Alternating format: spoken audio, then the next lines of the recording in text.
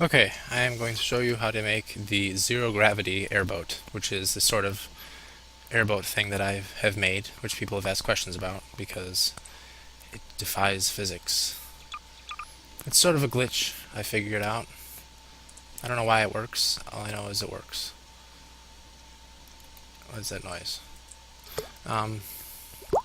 So you gotta look for this prop. I haven't tried other props, but this... Well, I tried a few, but I couldn't get them to work. But this one seems to work best.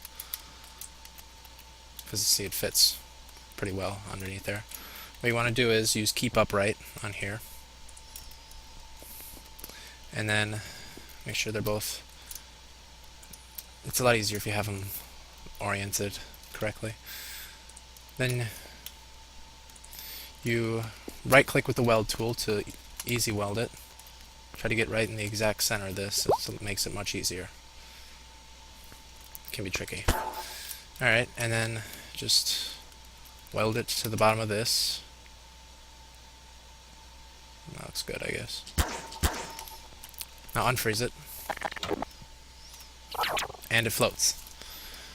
And you'll notice that it's slowly drifting upwards. I don't know how to control that, but one thing that I have noticed that makes a small difference is that depending how far toward the front or back of the boat that you place this prop, like, I can't remember which way causes which effect, but if it's closer to the front or the back, it either makes it float up slower or faster.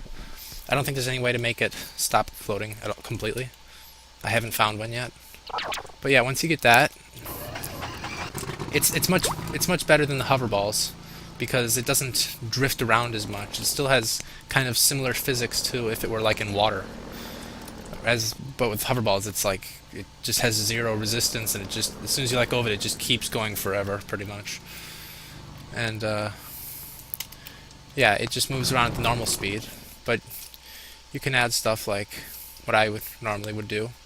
Just get the where is it? Pod controller. So used to advanced pod controller. I can never find the normal one. Oh. Pod controller. So many tools on this thing. There it is. Alright. Like that. Get some thrusters.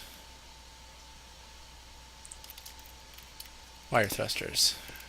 Very good. I usually try to pick a smaller model. Like this, because it... Although I usually end up making them invisible, but... I don't know. These ones just don't get in the way.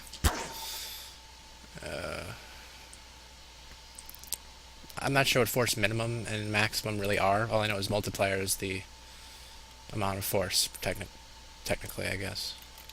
I don't know what effect I have on right now, but it doesn't matter. Then you want to get a gate. The when you want to make a to wire a thruster to it to go forward and backward.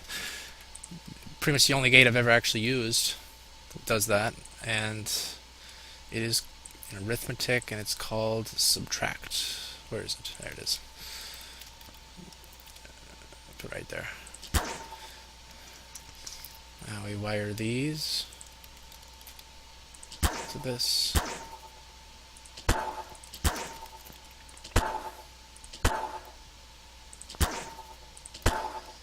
Alright, then A will be forward, so... I wish it would just start on W.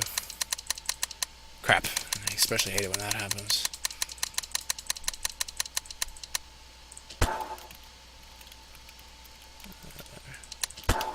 B is backwards. That's just a coincidence. It doesn't actually stand for backwards. That to S. Alright, so now... I'm not really sure how fast this is going to go. But yeah, it's much faster. You can adjust it to whatever you want. And you can pick an effect that's less annoying. Actually, I kind of like the smoke on this. Alright, then you're going to want to go up and down, otherwise it's kind of very difficult to use. So,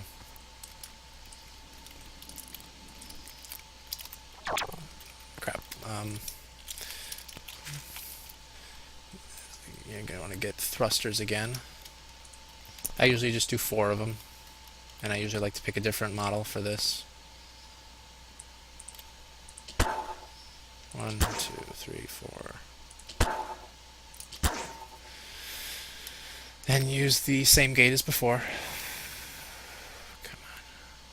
There.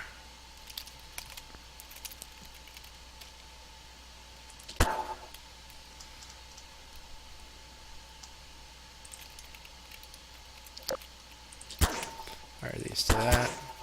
Ugh. Wire that. God.